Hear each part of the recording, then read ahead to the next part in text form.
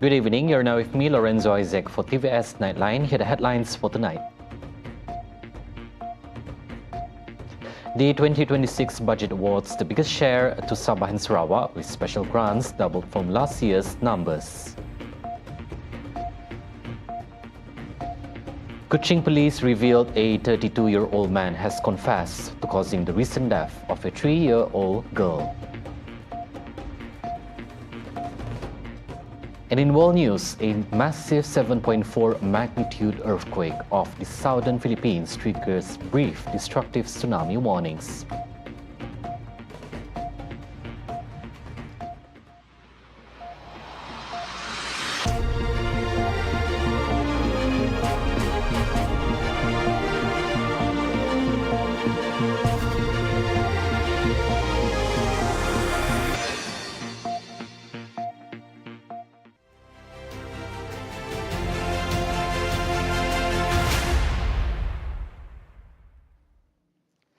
Sarawak and Sabah have been awarded the highest allocations under Malaysia's 2026 national budget, tabled by Prime Minister Dato' Seri Anwar Ibrahim in Parliament earlier this evening. Sarawak's allocation was boosted to 6 billion ringgit from 2.9 billion in 2022, while Sabah will receive 6.9 billion, up from 4.4 billion in the same year. Menyemangati Perjanjian Malaysia 1963, Kerajaan Madani bertekad memastikan kepesatan pembangunan Sabah dan Sarawak yang menerima peruntukan persekutuan tertinggi. Peruntukan pembangunan Sabah meningkat kepada 6.9 bilion ringgit ketimbang 4.4 bilion ringgit tahun 2022. Sarawak meninggi kepada 6 bilion ringgit ketimbang 2.9 bilion ringgit tahun 2022. Jadi mulai tahun ini, kadar pemberian khas Sabah dan Sarawak ditingkatkan kepada 600 juta ringgit. The special grant rate for both states has also been doubled to 600 million ringgit starting this year, up from 300 million in 2023. The government is strengthening its commitment to support rural communities by allocating 1 billion ringgit to ensure basic goods remain affordable, especially in the remote areas of Sabah and Sarawak. Prime Minister Dato' Seri Anwar Ibrahim said 600 million from that total will be used to expand the Payung Rahmah program to all states' constituencies nationwide. Untuk rakyat pedalaman Sabah dan Sarawak, 250 juta ringgit bagi menanggung kos pengenaran barang asas di kawasan seperti Kawayoi, Kenabatangan, Sabah dan Nangga Segeris di Sibu, Sarawak. Anwar said that the Jualan Rahmah initiative, which has proven highly beneficial to the people, will be expanded next year to include rural, village and remote areas, ensuring low-income groups continue to enjoy discounted price. The government is advancing its digitalization agenda with the Madani Submarine Cable Connectivity Project known as SALAM to deliver seamless digital access across Sabah, Sarawak and Peninsular Malaysia. Prime Minister Dato' Seri Anwar Ibrahim said the MCMC-led initiative will install over 3,000 kilometers of submarine cable at a total cost of 2 billion ringgit, a major investment in the nation's digital future. Ini melibatkan laluan dasar laut dari Serdili, Johor ke Kuching dan Sibu di Sarawak. Seterusnya ke Tuaran, Kudat, Pulau Banggi, Sandakan dan Tawau di Sabah. Sarawak Premier Dato' Pening Dan Sri Abang Johari Tun Openg is set to officially launch the construction of the Miri, Marudi, Mulu and Long Panai to Long Lama Road project on November 15. Deputy Minister in the Premier's Department for Labour, Immigration and Project Monitoring, Dato' Gerawat Gala, said the ceremony will take place at the Marudi Light Industrial Area construction site.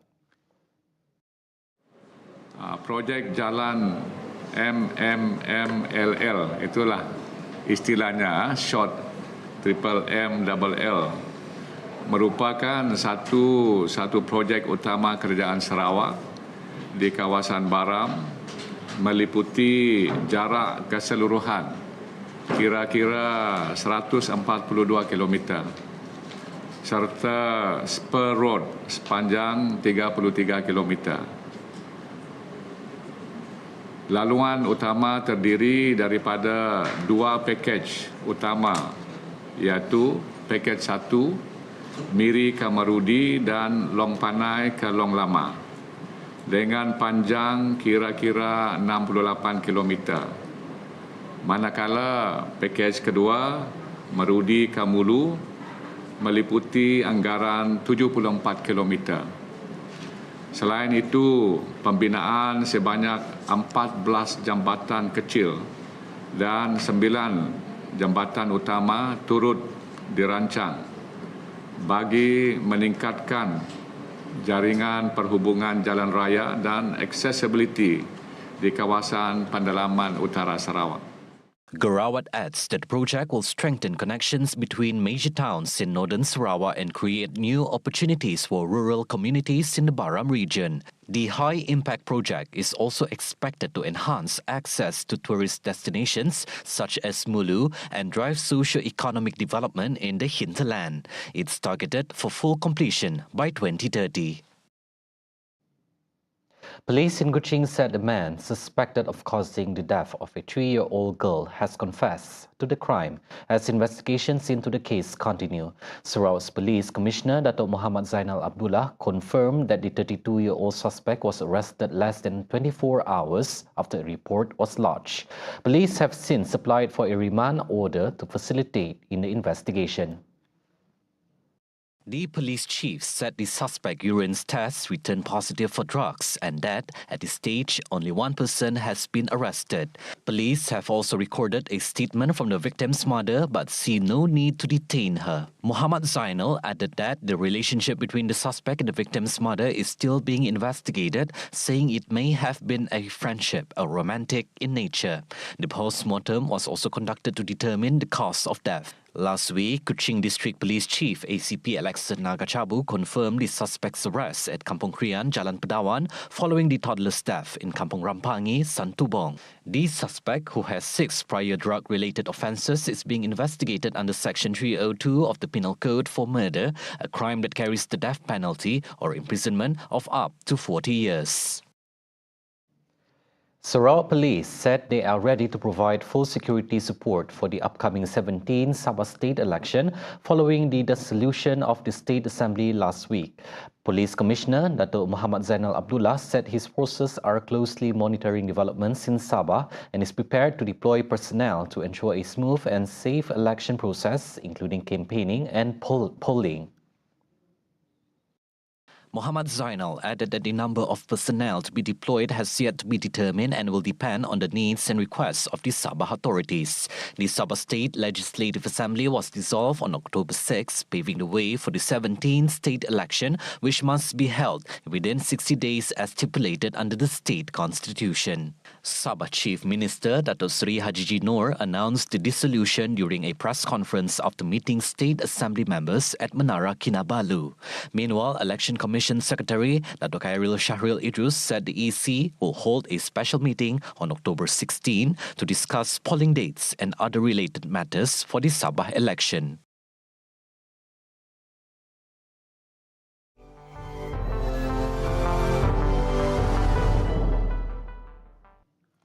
A powerful magnitude 7.4 earthquake struck off the southern Philippines earlier today, triggering warnings of a destructive tsunami on the country's Pacific coast within hours. The U.S. Geological Survey said the quake struck about 20 kilometers from Manay in the Mindanao region at 9:43 a.m. local time.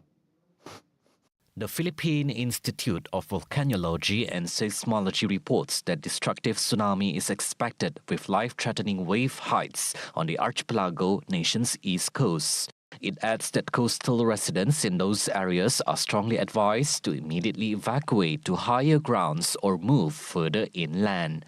However, the Pacific Tsunami Warning Center lifted its alert for the Philippines, Palau, and Indonesia at around noon, saying there is no longer a tsunami threat from this earthquake. Filipino police said one person was killed when a wall collapsed in Mati City, the largest population hub near the quake's epicenter. So far, the tremors seem to have caused minor and scattered damage. It struck just 11 days after a 6.9 magnitude quake killed 74 people and destroyed or damaged about 72,000 houses in the central island of Cebu. French President Emmanuel Macron is on the clock, vowing to name a new prime minister within 48 hours after Sébastien Lecornu resigned on Monday, deepening France's political turmoil.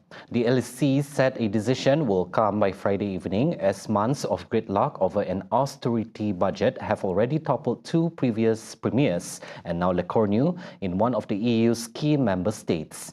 The presidency insists there's still a path to reach a year-end budget deal.